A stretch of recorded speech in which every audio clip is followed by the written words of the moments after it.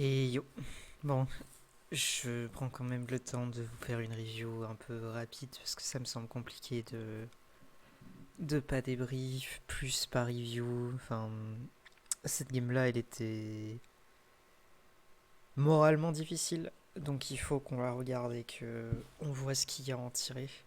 Je la ferai pas en entière du coup, mon état me le permet pas, mais au moins faire les grandes lignes de ce qu'il y avait à voir dans la game, on va dire ça comme ça. Euh, Donc, pour rappel, vous aviez le combo Sejuani Viego qui vous permet de pouvoir Heartstomp les Squirmish. La menace chez eux, c'était leur Caitlyn et le duo mid-jungle. Euh, alors, le premier truc, Eskia, il faut que tu regardes comment est-ce qu'on joue avec un Braum, parce que ça vous a fait cruellement défaut. C'est pas un match-up que tu connais super bien. Top, je crois que ça allait sur ce game. Mid, c'était fine aussi. Mid, c'est un match-up que t'es censé oblitérer. As Rise, genre Akali peut pas jouer. C'est le même principe que Kassa. Elle a pas de wave clear, elle a pas de range, elle a pas grand chose pour pouvoir tenir l'early. Voilà, donc même idée. Le slow push, Q dans les creeps, quand il y a plein de creeps autour, et boum boum boum, on la met turbo low. Ok. Ça, c'est pour vos match-up. Encore une fois, allez les voir, regardez des pros les jouer, regardez comment est-ce qu'ils sont censés être joués. Il y a des ratés. C'est les trucs à corriger. On va avancer un peu parce que pour l'instant, il n'y a pas grand-chose. Alors, le premier jeu, il était ici. Ok. Euh,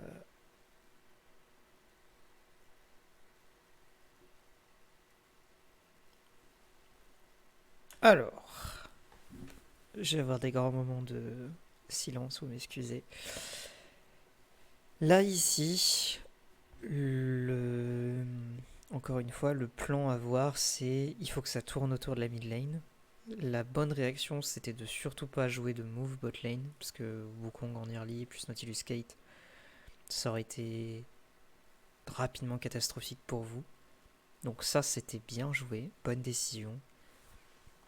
Mais ensuite, c'était la rotation mid lane qu'il fallait trouver, c'est-à-dire que le Herald et enfin le carapateur, genre double carap, ça a l'air bien. En vérité, tu lui mets 40 d'XP et 70 gold, quoi, en gros. Donc, bon, c'est moins efficace que de tuer un mid laner et forcer sa TP. Mid laner qui a réussi à rentrer une ward dans le bush, je sais pas trop comment. Voilà, donc ça, c'est la partie qui marche bien. Ici, tout se passe bien, il y a le crash, c'est cool.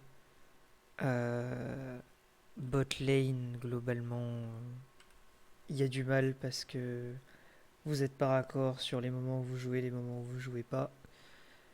Encore une fois, connaissance individuelle là pour le coup, faut aller checker ça. Bon là, pas grand chose à dire. Ici, je crois qu'on va, non, on va pas trouver un kill top. On a la rota de la Kali.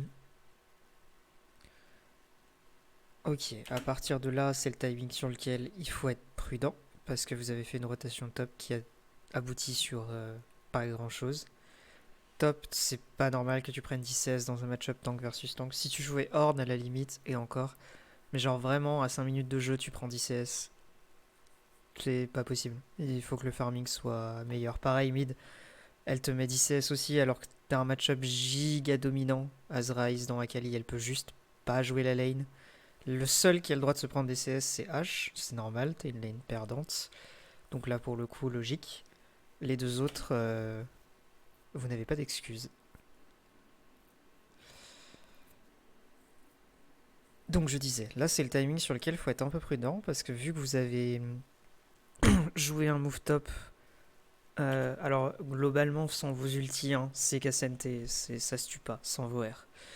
Le perso est trop tanky de base, donc bon, vous arrivez à forcer ses sums, donc ça c'est la partie plutôt cool, mais bah, Sejuani utilise les siens aussi, donc finalement c'est un 2D pour un rendu, pas très intéressant.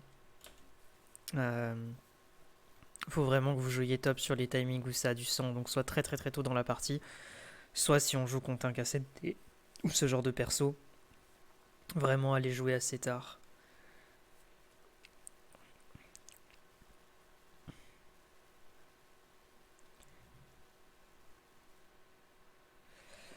Euh... Ok. Bon. Là, du coup, ça va punir par un Drake. Jusque-là, tout va bien. Je me souviens qu'il y a un deuxième kill qui va partir sur Viego. Voilà, ici. Ce move-là, c'était très bien. Ce move-là, c'était très bien parce que on chasse la Akali de la mid lane.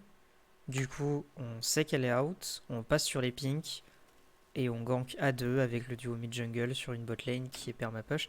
Là, ce move-là, en fait, vous êtes juste censé faire ça à chaque fois que la win condition est mid et que l'avantage doit transiter bot. C'est genre vraiment, il faut juste faire ça en boucle. Vous faites ça tout le temps, en boucle, pendant 5 minutes, vous gagnez la game. Genre vraiment, la game se déroule toute seule. Voilà, bah en TP, bah ouais, bah du coup, boum, plus de flash. Alors là, ici, du coup, si on veut un peu analyser le move, pareil, hein, on est sur un gank, donc initiateur, follow-up, qui met le premier CC, enfin setup follow-up, qui met le premier CC, comment, où est-ce qu'on joue, avec quoi, qu'est-ce qu'on a besoin de mettre sur chaque joueur. Tout ça, c'est des réflexions que vous devez avoir. Donc là, on arrive dans leur dos. Du coup, la Caitlyn va craquer le flash. On y pense. Le Nautilus peut flasher aussi. On attend. Est-ce qu'on a besoin de mettre le ZQ, le ZE de Ryze? Non, puisqu'il y a déjà des stacks. Donc du coup, super facile de pouvoir connecter le stun. Le Q doit partir sur elle, parce que comme ça force sa clean. C'est que du coup, vu que H est niveau 5, quand H passe niveau 6, il y a un potentiel kill sur Kate sur un dive ou sur un nouveau gank parce que elle est flashless et cleanless.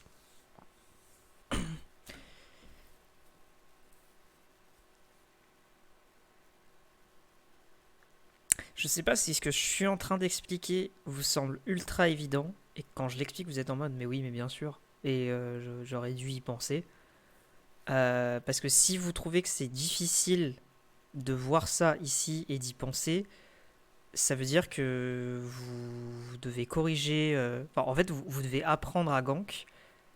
Euh, alors, je sais pas trop comment vous faire ça, éventuellement sur une review individuelle, si besoin. Mais notez-le, du coup, parce que si le move là vous paraît pas. Enfin, en fait, si la manière de jouer le move vous paraît pas ultra évidente, traduction, vous ne savez pas comment faut jouer sur un gank et vous ne savez pas notamment comment faut jouer sur un bus. Donc, du coup, c'est important que je vous l'apprenne et que je vous l'explique. Alors, ici, c'est quoi le problème? Le problème ici, c'est que, eh ben, on est sur un timing off, et que donc sur le timing off, tout le monde arrête de jouer. Et que là, bah, mid lane, t'arrêtes pas de jouer. Enfin, genre, en fait, c'est hyper évident. Hein. Il faut un coup d'œil sur la map, top et sous tour, bot reset. Donc, Wukong va aller où? Bah, soit au red, soit au mid. Si tu push au mid, bah, il va venir.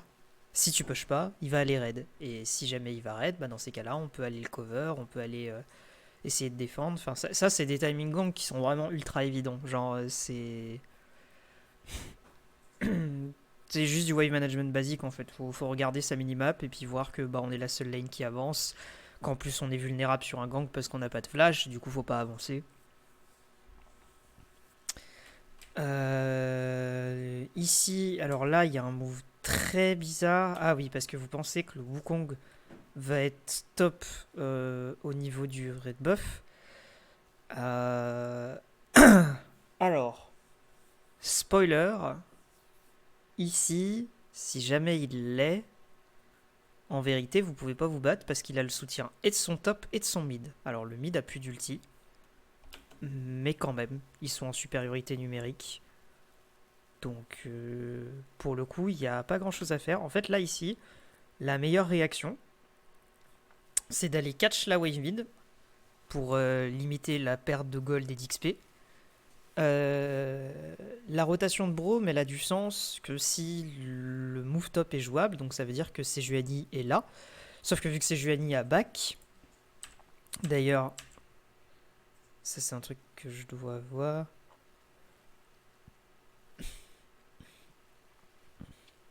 Ok, parce que t'avais... Si t'as tapé ton reset, t'as TP back. Il y a un truc qui va pas dans tes timings back cut. Genre, ce timing-là, t'es censé être sur ta lane, c'est hyper important. C'est le timing du spawn herald. Tu tapes un reset au moment où l'herald spawn. Non, tu peux pas reset le moment où l'objectif neutre spawn à côté. Tu dois être présent sur ta lane et tu dois être en capacité de pouvoir y react. Hein. Pareil, hein, vous avez les timings qui sont écrits sur le tab. Vous appuyez sur tab, vous regardez, vous avez la minimap aussi, vous regardez, quand l'objectif il va apparaître dans la prochaine minute, il faut réfléchir à dire ok, potentiellement dans une minute il se passe un truc à côté de ma lane, il faut que je sois présent. Donc du coup là pour en revenir à ce move ici, ok, il y a une TP Rise. Ouais, du coup c'est pas déconnant. La décale Braum sert strictement à rien, juste à perdre du temps. Elle va rien coûter au final je crois, parce que vous allez revenir en même temps avec H. Ouais c'est bon, vous allez revenir en même temps. Donc c'est fine, mais globalement c'est pas une décale qui est hyper utile parce que si jamais, en fait, soit il se passe un move, t'es là et en fait vous pouvez rien faire parce qu'ils ont l'avantage numérique. Alors après peut y avoir la TP Rise qui arrive en backup, etc. Mais ça veut dire que en gros vous prenez le pari de dire que vous allez jouer un 3v3 top jungle mid as jungle mid support et que le 3v3 est pour vous, sachant que le KSNT a tout de up. Enfin, tout, en termes de CD, quoi. Que Wukong a un R, en fait, il n'y a que Akali qui a pas de R. Donc, sur un Braum level 5, je pense que c'est très très mauvais. Parce que du coup, s'il se passe un truc, vous allez vous battre. Caitlyn va free plate derrière parce que H sera toute seule. En fait, c'est juste. La DK, elle est pas rentable. Parce que quoi qu'il arrive, tu feras rien là-dessus. Tu vas pas défendre le move et tu vas pas l'aider à récupérer son raid. Si le Wukong a décidé d'aller jouer le raid, c'est Unlucky. Ok, alors ça c'est pareil, il faut que j'en parle. Vous avez une compo qui joue sur le fait de mettre des bus à 4 au bot parce que Ryze a perma-pris au mid et que quand il appuie sur R, en fait c'est pour ça que normalement vous avez le contrôle de la river bot side. Hein. Alors c'est vrai que ça paraît un peu étonnant de pas jouer sur une Sejuani, sauf que c'est Wukong KSNT en face. Donc ils vous tueront pas, mais vous les tuerez pas non plus. Donc le combo Viego Sage, il va servir en mid-game. Il va servir après 15 minutes. Avant 15 minutes, bah prio mid. Si la Akali conteste, on tue. Si la Akali conteste pas, on slow push. On set up les wards dans la river. Ulti rise, on ulti dans leur dos. On les tue. Sauf que pour pouvoir faire ça, il faut que la botlane ait tous ses CD de up. Et donc, cet arrow là, en fait, quand bien même tu la touches, t'en fais quoi? Parce que tu vas pas fight là. Hein. Vous tirerez rien de ce fight là. Vous allez vous échanger des coups. Vous allez globalement terminer le trade avec à peu près autant de points de vie de chaque côté. Parce qu'à la fin du trade, la Caitlyn, elle va te regarder, elle va appuyer sur R. Et donc la seule chose que t'as fait, c'est perdre ton engage. Ou ton follow-up. Parce que c'est plus facile de toucher une arrow de hache sur un mec qui est cage. Pareil, accessoirement. Donc là, je sais pas, cerveau débranché vis-à-vis du plan. Parce que très clairement, idem ici, je me souviens de manière hyper claire que sur le vocal, t'es en mode on les turn, enfin on peut se battre et on les turn. Oui, effectivement, vous pouvez si t'as ton arrow. Parce que là, du coup, tu peux arrow Nautilus et ça le force à flash et du coup, on est très très content. Mais sinon, enfin, c'est en fait Braum, ça joue comme ça joue en réponse, ça joue en réception.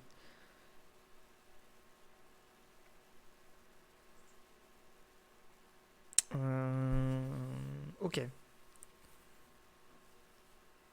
Alors là, ça va être.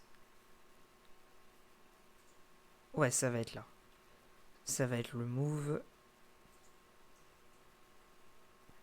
clé dans la game de mémoire. Non? Non, c'est pas encore là. Ah si, ça va être là. Non, c'est pas là. Ok, never mind. Ok. Alors, ici, à quoi sert le Viego sur ce timing? Alors déjà, à savoir que... Oups, pardonnez-moi. Tac, tac. Un creep, il a une vision en cercle. Donc du coup, en fait, le creep, il a une vision genre jusque là. Si tu longes le mur ici, tu peux rentrer dans le bush. C'est pas évident d'avoir en tête la range des sbires. Faites des entraînements en partie perso, les uns contre les autres, pour essayer de voir à peu près jusqu'où vous voyez, jusqu'où vous voyez pas. Alors, je m'excuse. C'est mon alarme. Hop. Donc, je disais, pardon pour cette interruption. Ici, du coup, l'idée, c'est effectivement d'aller cover bot lane, mais une fois qu'on a cover bot lane, l'idée d'après, c'est de remonter dans la river et de prendre le contrôle de la river. Parce que là, ce dont vous avez besoin, c'est très bien. Vous avez bien wardé sur vos entrées de jungle, mais vous avez besoin d'avancer votre ligne de ward, parce que ce qui vous intéresse, c'est de contrôler la river pour les décales. Encore une fois, hein, la vision, c'est comme tout le reste, c'est raccord avec le plan de jeu. On met la vision là où on a besoin d'appliquer notre plan. On a besoin d'appliquer notre plan sur de la rotation bot lane grâce à la prio mid et à Viego. Il faut warder dans la river bot lane pour que Viego et Ryze puissent décaler. Et donc ça, faut le faire. En fait, faut utiliser cette wave pour pouvoir le faire. Faut setup le move d'après. En fait, globalement, il faut essayer de penser un petit peu plus loin. Je sais que c'est pas évident. Je sais que vous avez du mal à faire ça, tous. Mais il faut vraiment que vous essayiez de réfléchir 30 secondes plus tard dans la game. Pas juste vous limiter à ce qui se passe maintenant et ce que vous voyez maintenant, mais vraiment à vous dire c'est quoi le prochain truc qu'on veut jouer. Là, le prochain truc que vous voulez jouer, il est évident, c'est un gangbot.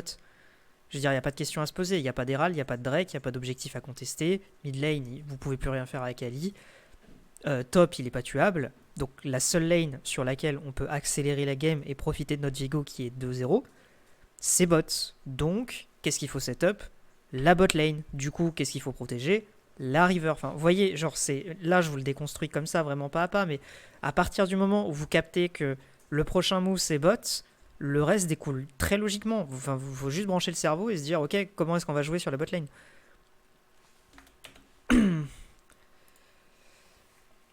Donc là, du coup, y a une lane que vous prenez qui... En fait, pareil, ce wave management n'a aucun sens. Parce que là, du coup, vous offrez une espèce de freeze ou counter push. En fait, là, la Kate peut faire littéralement ce qu'elle veut de la wave. Et du coup, ce move n'avait aucun sens. Enfin, genre, ok, vous êtes en cover si jamais il y a un gank de Wukong. Mais encore une fois, vous pouvez pas vous limiter à toujours être sur du pré-shot. Parce que le problème, c'est que le gank de Wukong, vous pensez qu'il va arriver. Sauf que en fait, Wukong, il est juste parti à son raid. Regardez, hein, il s'en bat les couilles de la bot lane. Il a même pas vu. Hein. Et là, le Wukong, en fait, il était topside. Il a juste reset. Donc, être en counter sur un timing où on pense qu'il va débarquer, mais où on n'a pas l'information à coup sûr qui sera là, il faut avoir un plan de secours. On ne peut pas se permettre de mobiliser du temps et de la ressource, parce que vous mobilisez Viego en tant que ressource, là, pour le coup.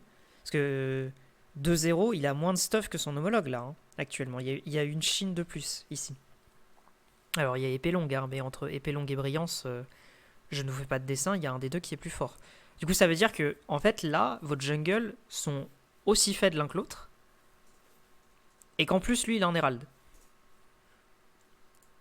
Donc, on peut pas se permettre de rien faire. C'est vraiment le moment où, là, pour le coup, on avait parlé des timings où on active nos win conditions, bah là, faut l'activer, quoi. Faut le duo mid-jungle, la prio bot, la puissance d'engage et la puissance de réponse si jamais eux essayent d'initier quelque chose. Enfin, c'est tout. Voilà, votre plan, quoi. Ok.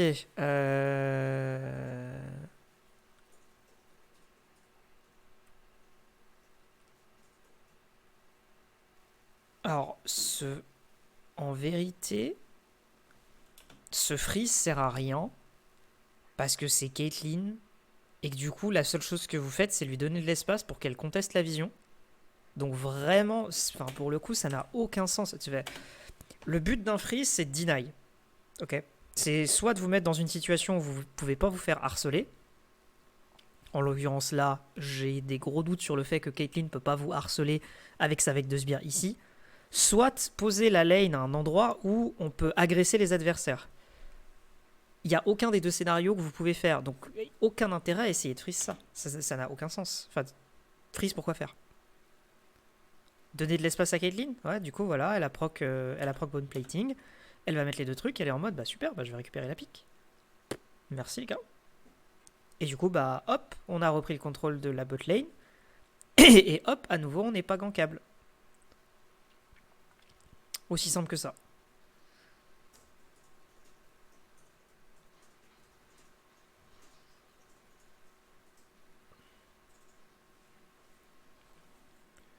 Ok, là pareil, c'est le moment sur lequel il faut être attentif. Il va se passer un truc au niveau de la mid lane. Top lane, de toute façon, on sait qu'il se passera rien. Donc là, il y a deux possibilités. Soit le Wukong va être mid, soit le Wukong va être bot. Du coup, faut anticiper ça. Et faut jouer en fonction de ça. Donc, là, mettez sur pause et essayez de réfléchir à ce que vous êtes censé faire et comment. Comment est-ce qu'on est censé jouer là qu'est-ce qui doit se passer, qu'est-ce qui doit pas se passer, est-ce que le Viego doit se montrer, est-ce qu'il doit pas, etc. Ok, maintenant que vous avez réfléchi, je vous donne la réponse. Alors, la lane qui veut l'accélérer, c'est laquelle? C'est la mid lane ou c'est la bot lane? Voilà, bah oui, effectivement, c'est la bot lane. Donc la lane sur laquelle ils vont mettre le gank, vraisemblablement, c'est la bot lane. Mid lane, vous ne pouvez plus tuer Akali. Bah, c'est pas possible. Enfin, c'est une Akali niveau 9, elle a ses bots rang 2, c'est pas tuable. C'est juste pas tuable. D'ailleurs, c'est d'autant moins tuable que c'est une Akali qui a de l'avantage en gold et en XP sur Ryze. Donc vraiment, il n'y a pas moyen. Enfin, je veux dire, c'est un match-up qu'elle perd jusqu'à ce qu'elle ait son premier item. Et là, actuellement, elle est en train de le gagner. Du coup, vraiment, mid, la seule chose sur laquelle vous pouvez vous rabattre, c'est prendre le push, décaler. Donc, est-ce que Viego doit se montrer? Non. Il faut que Viego protège le push de Ryze. Mais essayez de jouer sur Akali. Enfin, elle a un flash, elle a une smoke, elle a un air. Enfin, vraiment, la seule façon pour qu'Akali meure, c'est vraiment, elle se vomit dans la bouche et elle reste AFK pendant 2 secondes sur sa lane, quoi. Enfin, essayez d'évaluer la situation, quoi. Essayez de réfléchir en mode, ok, elle a quoi de up? Qu'est-ce qu'elle peut faire comme move? Comment est-ce qu'on peut jouer autour? Bah, vous pouvez pas. Juste, vous pouvez pas. Donc, on joue pas autour de la Akali, on prend le push de lane, on vient décaler bot lane, on vient appuyer la bot lane. C'est là où il va se passer un truc. C'est là où on va vouloir être derrière avec l'avantage numérique. C'est là où la compo elle joue. Et faut vraiment que ça vous soit évident en fait. Faut que là, ce que je sois en train de vous dire, la réaction dans votre tête, ça doit être, mais putain, mais oui, évidemment, comment est-ce qu'on est passé à côté de ça? Si c'est pas le cas, il faut reprendre les games que vous avez joués, il faut revoir les plans, il faut reprendre les vidéos précédentes, peut-être aller voir des tutos sur les plans de jeu ou même des analyses de game pro. Vous avez la série des À la loupe qui est très bien faite. Il y a d'autres séries, bon, faut parler anglais, mais vous avez des analyses de Kaedrel et de plein d'analystes qui vous expliquent comment une équipe est censée jouer. Et comment... parce que là, en fait, vous n'avez pas compris comment vous devez jouer. Là, dans cette phase de jeu, globalement, vous captez pas où est-ce que la game est en train de se jouer. Et du coup, bah, c'est pour ça que vous allez la perdre. Parce que bah, vous n'avez pas compris où est-ce qu'elle se joue. Du coup, vous avez un train de retard par rapport à eux. Parce que là, du coup, sur la décale ici, vu qu'on sait que Viego est là, Du coup, bah, tout le reste peut s'enchaîner. C'est-à-dire que lui, il a plus besoin de jouer dans le fog, il peut se montrer, il sait que Viego est derrière, Akali peut décaler parce qu'elle sait que le Viego arrive. Et là va y avoir le fight où ça va être la catastrophe. Alors, dans un fight, il y a toujours plusieurs éléments à évaluer. Et en réalité, globalement, on regarde 3 éléments. 1. Nous regardons les targets.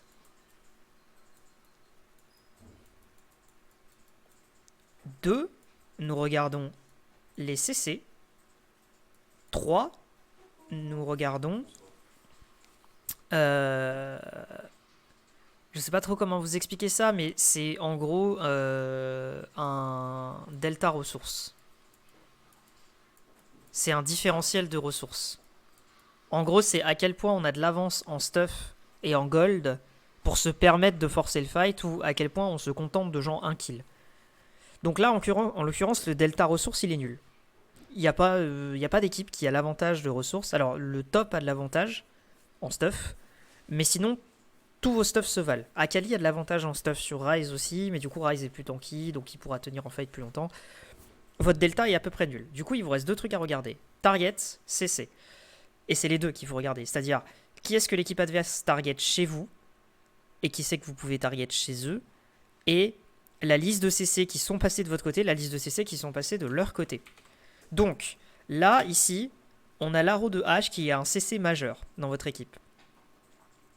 Quand H R, et que du coup la Caitlyn cleanse, là, le truc que vous devez comprendre, c'est Caitlyn est out. Elle va pouvoir DPS, mais Caitlyn est out. Donc, ici, en fait, il y a 2 façons de considérer le fight. Quand on joue la réponse, il faut soit burst la backlane, soit burst l'engage. Et ça, il faut le faire en fonction des connaissances que vous avez sur votre champion et ce qu'il est capable de faire. C'est-à-dire que, déjà, il faut avoir en tête le nombre de CD qu'il y a à disposition et le nombre de CD qu'il n'y a pas à disposition. C'est-à-dire que savoir que la Caitlyn n'a pas de flash, là, c'est important.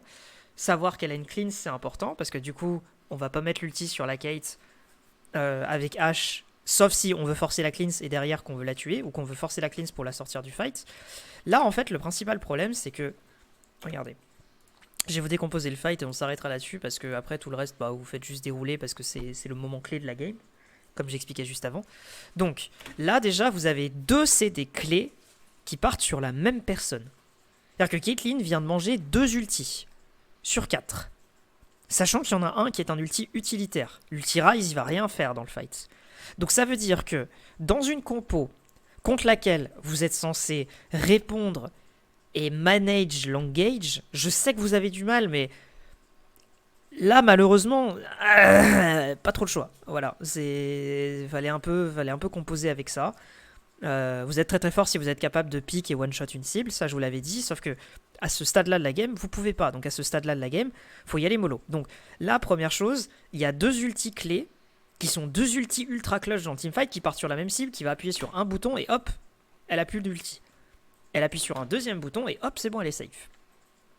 Donc là, ici, maintenant, il faut comprendre où est-ce que le fight se joue. Le fight se joue à 2 endroits, ici et là. Elle, qu'est-ce qu'elle a à disposition? Elle a pas de R. On le sait, elle a ulti avant. Elle a pas de mana. On le sait, il lui reste que ça. Elle a pas de E, donc elle a pas d'escape. Du coup, elle, globalement, elle est à poil. La question qu'il faut se poser ici, c'est elle, est-ce qu'on peut rentrer du burst dessus ou pas? Et donc, là, c'est le moment de faire intervenir votre synchronisation de fight, où là, globalement, va y avoir une très bonne rotation sur elle. Sauf que le problème derrière, c'est que bah, c'est pas Caitlyn qu'il faut regarder. C'est Wukong. Parce que vous n'avez pas de différentiel de stuff. Donc, la menace que pose Viego dans le fight, c'est la même que pose Wukong. Et elle est même plus forte, celle de Wukong, parce qu'il a un ulti en AOE. Là où Viego va avoir des resets, donc faut prendre un premier kill. Du coup, là, le problème, c'est que vu que vous avez craqué 2 ultis pour rien, concrètement, hein, c'est-à-dire ça n'a rien ouvert en termes de possibilités de fight, Derrière, il faut que l'équipe adverse craque des ultis et que vous répondiez à ces ultis-là. En fait, là, Kate, c'était le pic à ignorer. Il fallait pas go Kate. Regardez le move. Regardez bien. On prendra même les POV.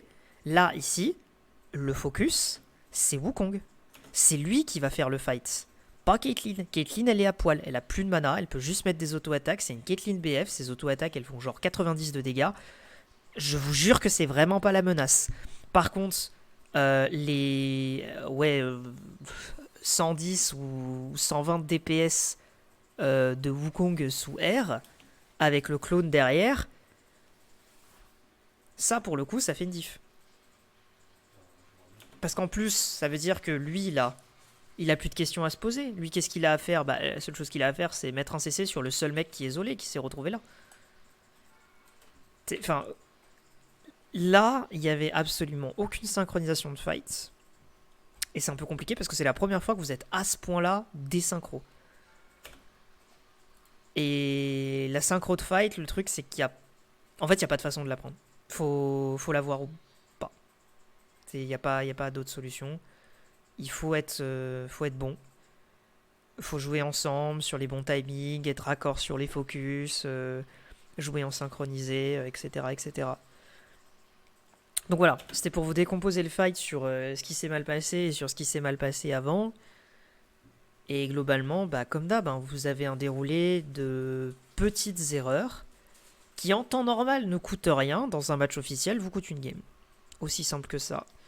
Donc, encore et toujours, regardez les match-up, regardez vos POV, analysez vos erreurs, reposez-vous les bonnes questions, analysez vos match-up, allez travailler les match-up si besoin en sparring. Encore une fois, c'est pas normal de se prendre des différentiels de CS à 5 minutes, sauf si vous êtes dans une lane ultra méga perdante. Et encore, les mecs en face, c'est des masters, c'est pas des GM Chal.